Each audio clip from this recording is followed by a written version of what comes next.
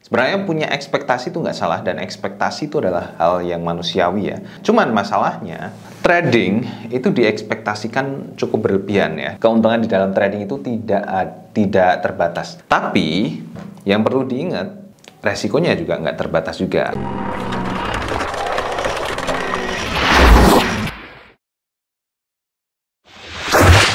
Halo teman-teman, selamat datang di channel saya, Ardi Novianto Putra. Dan kali ini kita akan bahas mengenai ekspektasi di dalam trading.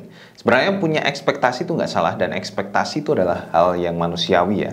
Karena adanya ekspektasi ini akan membuat kita termotivasi untuk melakukan sesuatu, termasuk juga di dalam trading. Kalau nggak ada ekspektasinya mengenai trading, kan tentunya kita nggak akan ngelakuin trading ya. Cuman masalahnya, trading itu diekspektasikan cukup berlebihan ya. Di luar sana itu trading ya sesuatu hal yang bisa cepat kaya ya, terus bisa dapat uang dalam waktu sekejap.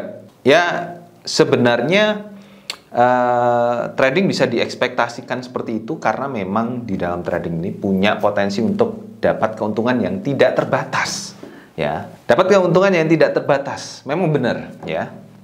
Keuntungan di dalam trading itu tidak terbatas.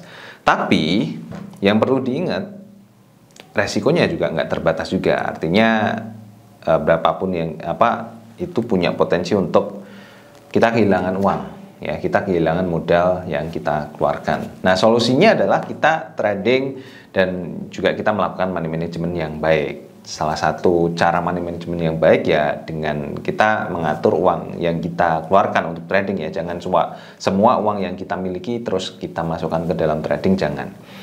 Terus kemudian dalam mengelola ekspektasi trading ini yang baik adalah dengan cara belajar dari instrumen investasi trading yang lainnya. Instrumen investasi itu ada deposito, reksadana, obligasi, saham, kripto, peer-to-peer lending, dan lain-lain sebagainya. Nah, mulai dari deposito ya, return yang dia dihasilkan dari deposito itu rata-rata 2% sampai dengan 7% ya. Paling tinggi 8% kayaknya nggak ada deh. Ya, 8%. Coba kalau teman-teman ada rekomendasi deposito yang gedenya 8% ya, tulis di kolom komentar. 7% itu di Cbank ya. Cbank dia menawarkan 7% return per tahun ya, tapi per tahun. Jadi kalau teman-teman nabung 100 juta, setahun dapat 7 juta. Lumayan teman-teman ya, 7 juta. Itu sama kayak kalau teman-teman punya kontrakan rumah ya, yang setahunnya bayarnya 7 juta. Wah, lumayan itu ya. Terus kemudian kalau di reksadana itu macam-macam ya bentuknya, ada saham, reksadana saham, campuran, terus pasar uang, dan juga yang satunya itu pasar penghasilan tetap kalau nggak salah ya, pasar penghasilan tetap. Jadi dari masing-masing ini punya return yang berbeda-beda. Kalau dari yang kemarin saya tabung di reksadana itu sekitar 1,5% saja per tahun. Jadi kecil banget ya, kecil banget. Kalau kita nabung 100 juta ya cuman dapat 1 juta doang. Kecil banget ya. Nah, lanjut kemudian ada obligasi. Kalau obligasi ini ya pemerintah ya biasanya yang ngeluarin, biasanya sudah rate-nya sekitar berapa?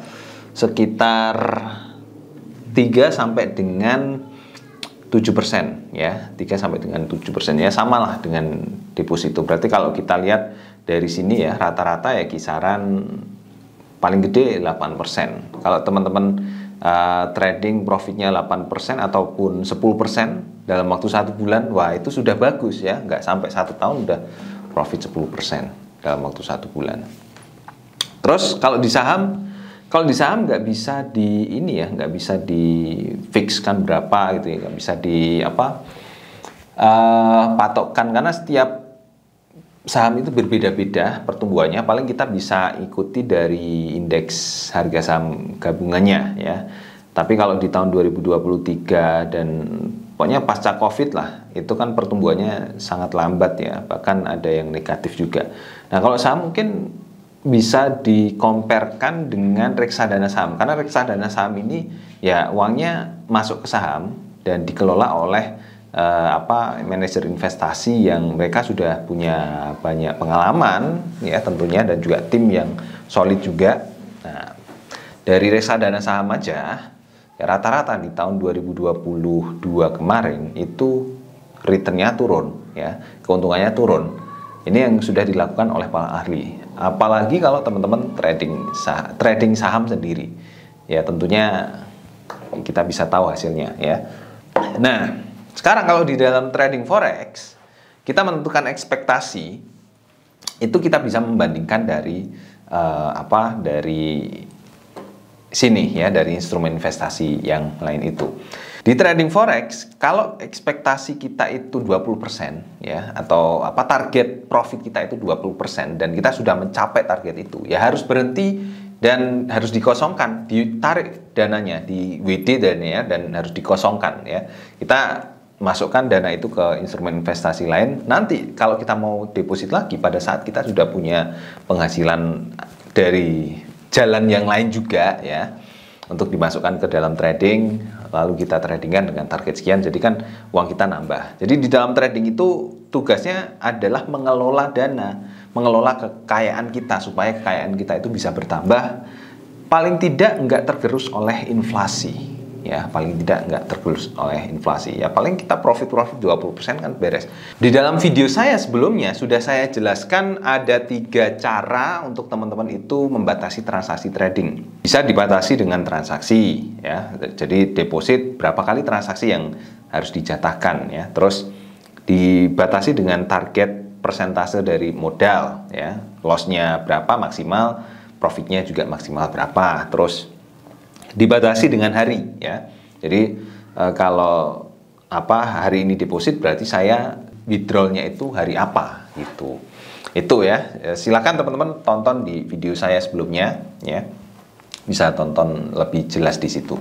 Trading itu sebenarnya aktivitasnya cukup santai kok. Kita hanya cari momen yang tepat saja untuk entry posisi, ya, dan momen itu juga nggak muncul setiap saat, dan setiap orang juga punya momennya yang berbeda-beda. Kita harus menemukan momen kita sendiri, ya. Dan buat teman-teman yang pengen belajar untuk menemukan momen tradingnya, ya, teman-teman bisa langsung daftar di gainhunter.com/free. Linknya ada di kolom deskripsi video di bawah ini, ya. Cuman masalahnya gini, orang yang belajar trading ketika open posisi dan dapat profit itu malah jadi kecanduan untuk trading lagi, ya. Itu yang harus dicegah, ya, supaya nggak trading terus, kan harus ada batasannya. Nah, fungsinya adalah ini, ya, supaya kita juga bisa menurunkan ekspektasi trading kita nggak terlalu tinggi, ya. Jadi supaya transaksi trading kita itu juga berjalan dengan lancar. Nah, kira-kira seperti itu teman-teman untuk sharing saya di video kali ini, ya. Sharing cukup singkat ini, semoga bermanfaat. Jangan lupa teman-teman yang pengen belajar, silahkan langsung gabung di gainhunter.com/free. Sampai ketemu di grup Gain Hunter. Bye-bye.